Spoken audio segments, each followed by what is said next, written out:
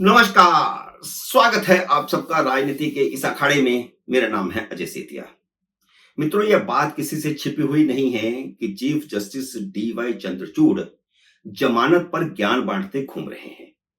और वह ऐसा ज्ञान बांटते क्यों घूम रहे हैं, वह भी अब देश में सबको समझ में आ रहा है। वह निचली अदालतों और हाई कोर्टों से कह रहे हैं कि जमानत के मामले में न कंजूसी करें न परहेज करें, पर सुप्रीम कोर्ट के जज ही उनसे सहमत नहीं है। और इसे मैं प्रमाणित करूंगा कि सुप्रीम कोर्ट के जज उनकी इस ज्ञान से सहमत नहीं है। सबको समझ में आ रहा है कि अभिषेक मनु सिंघवी के साथ अपनी दोस्ती निभाने के लिए चीफ जस्टिस क्या कहना चाहते हैं और निचली अदालतों और हाई कोर्ट के जजों और सुप्रीम कोर्ट के जजों से क्या करवाना चाहते हैं। वह उन भ्रष्टाचारियों को जमानत दिलाना चाहते हैं जिनके वकील अभिषेक मनु सिंघवी हैं। सिंघवी के 3 पॉलिटिकल मुवक्किल अरविंद केजरीवाल, मनीष सिसोदिया और सतेंद्र जैन हैं। और ये तीनों ही घूसखोरी और मनी लॉन्ड्रिंग के आरोपों में जेल की हवा खा रहे हैं। यानी भ्रष्टाचार के मामले में, रिश्वत लेने के मामले में और मनी लॉन्ड्रिंग के मामले में जेल की हवा खा रहे हैं। केजरीवाल की जमानत हाई कोर्ट में अटकी हुई है। सुप्रीम कोर्ट ने तो अंतरिम जमानत दे दी, वहां तो मैनेज हो गया, लेकिन हाई कोर्ट से मैनेज नहीं हो पा रहा है। दूसरी तरफ मनीष सिसोदिया की जमानत सुप्रीम कोर्ट में ही अटकी हुई है। इसका मतलब साफ है कि सुप्रीम कोर्ट के जज चीफ जस्टिस से सहमत नहीं हो पा रहे कि इनको जमानत दी जानी चाहिए। सिंघवी ने अब तो गुंडाई करने वाले विभव कुमार की वकालत भी संभाल ली है। अब यह अलग सवाल है कि इतना महंगा वकील विभव कुमार ने कैसे हायर किया। सरकार ने उन्हें मुख्यमंत्री के पीए के पद से हटा दिया था और उनकी अपनी व्यक्तिगत तौर पर इतनी हैसियत ही नहीं है, ना वह कोई नौकरी करते हैं, ना उनकी कोई कंपनी है। फिर उनकी तो इतनी हैसियत ही नहीं है कि वह सिंघवी जैसा महंगा वकील हायर कर सकें। वह केजरीवाल के कितने करीब हैं, यह इसी से समझ में आता है। और केजरीवाल ने जेल में मुलाकातों के लिए जिन 5 लोगों का नाम लिखाया था, उनमें अपनी पत्नी, 2 बच्चों के अलावा चौथा नाम विभव कुमार का था। इसका मतलब क्या है? इसका मतलब साफ है कि वह केजरीवाल का पाला हुआ गुंडा है। केजरीवाल ही सभी के लिए सिंघवी को हायर कर रहे हैं और भ्रष्टाचार की कमाई महंगे वकीलों पर फूंक रहे हैं। मुख्यमंत्री निवास के ड्राइंग रूम में विभव कुमार ने राज्यसभा सांसद स्वाति मालीवाल की पिटाई करके घर से बाहर निकाल दिया था। इस घटना के बाद केजरीवाल के सिक्योरिटी गार्डों का वह वीडियो वायरल हुआ था जिसमें वह स्वाति मालीवाल की मिन्नत कर रहे थे, उन्हें रिक्वेस्ट कर रहे थे, उन्हें मनाने की कोशिश कर रहे थे कि वह ड्राइंग रूम से बाहर चली जाएं। लेकिन वह कह रही थी कि उन्होंने फोन कर दिया है पुलिस को, पुलिस आती ही होगी। फिर भी उन्हें बाहर निकाला गया। अगले दिन संजय सिंह ने इस बात की पुष्टि की थी कि मुख्यमंत्री निवास में मारपीट की घटना हुई, स्वाति मालीवाल का अपमान हुआ। यह घटना अरविंद केजरीवाल के संज्ञान में है, पार्टी के संज्ञान में है और इस पर कार्रवाई की जाएगी। लेकिन दूसरे दिन संजय सिंह का बयान और तीसरे दिन अरविंद केजरीवाल, संजय सिंह और विभव कुमार तीनों एक प्राइवेट विमान पर लखनऊ गए। वहां केजरीवाल ने और संजय सिंह ने प्रेस कॉन्फ्रेंस की और दोनों ही विभव कुमार का और स्वाति मालीवाल का सवाल टाल गए। तो साबित हो गया कि मुख्यमंत्री निवास में जो कुछ हुआ वह केजरीवाल के इशारे पर हुआ था और संजय सिंह को शायद इस बात का पहले पता नहीं था।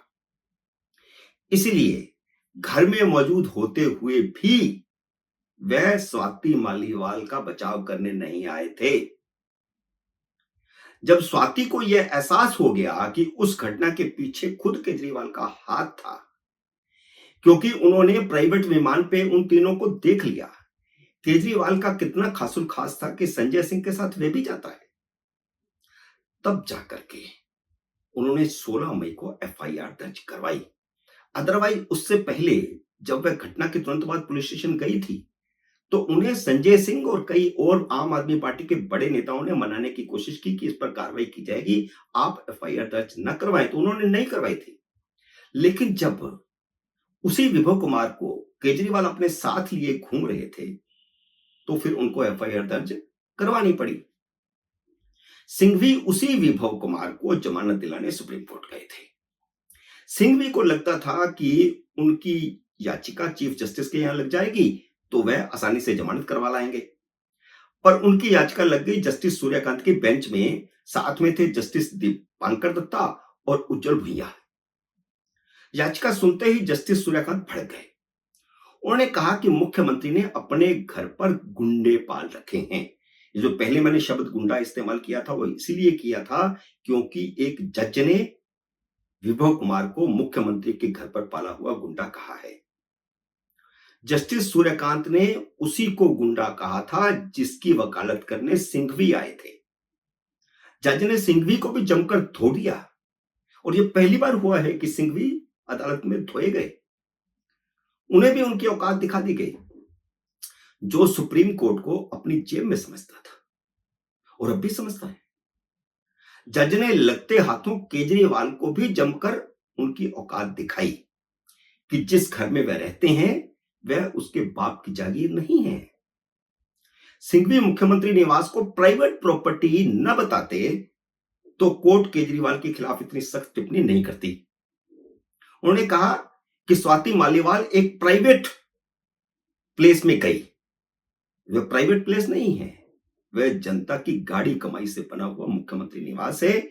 जैसे ही वह मुख्यमंत्री पद से हटेंगे उन्हें वह निवास खाली करना पड़ेगा। प्राइवेट प्रॉपर्टी कैसे कह सकते हैं? जज ने कहा हम तो कॉन्ट्रैक्ट किलर को भी जमानत दे देते हैं, हत्यारों को भी जमानत दे देते हैं, लेकिन यह बंदा बहुत ही खतरनाक है।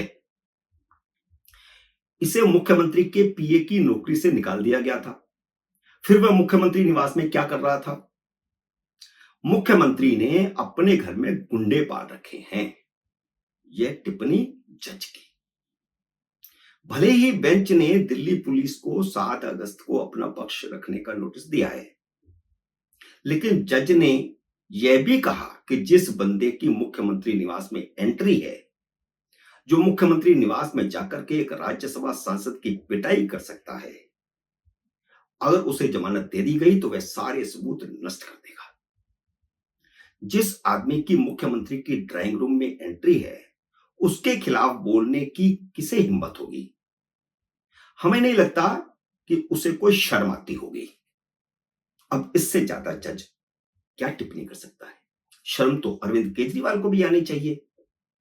जब जज ने यह कह दिया कि मुख्यमंत्री निवास उसके बाप की बपोती नहीं है और मुख्यमंत्री निवास में गुंडे पाल रखे हैं, इससे ज्यादा शर्मनाक टिप्पणी केजरीवाल पर नहीं हो सकती।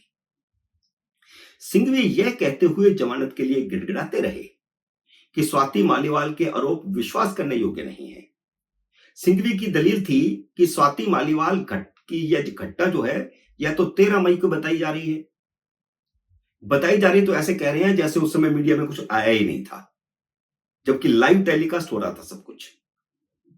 और वह कहते हैं कि एफआईआर 16 मई को लिखवाई गई, इसका मतलब सब कुछ झूठा है, विश्वसनीय नहीं है। जज ने सिंघवी से कहा कि मुख्यमंत्री निवास से पुलिस को किया गया फोन इसका सबूत नहीं है क्या? तो जमकर पिटाई हुई है सुप्रीम कोर्ट में, सिंघवी की भी, विभव कुमार की भी, अरविंद केजरीवाल की भी। और अब कहो या ना कहो, चीफ जस्टिस से तो सहमत नहीं है सुप्रीम कोर्ट के जज। मित्रों, उम्मीद है मेरा यह वीडियो आपको पसंद आया होगा। इसे लाइक और शेयर कीजिए। अगर आपने मेरे यूट्यूब चैनल को अब तक सब्सक्राइब नहीं किया तो कृपया सब्सक्राइब करके अपना आशीर्वाद दीजिए। जल्दी मिलते हैं अगले वीडियो में किसी अन्य विषय के साथ। तब तक नमस्कार।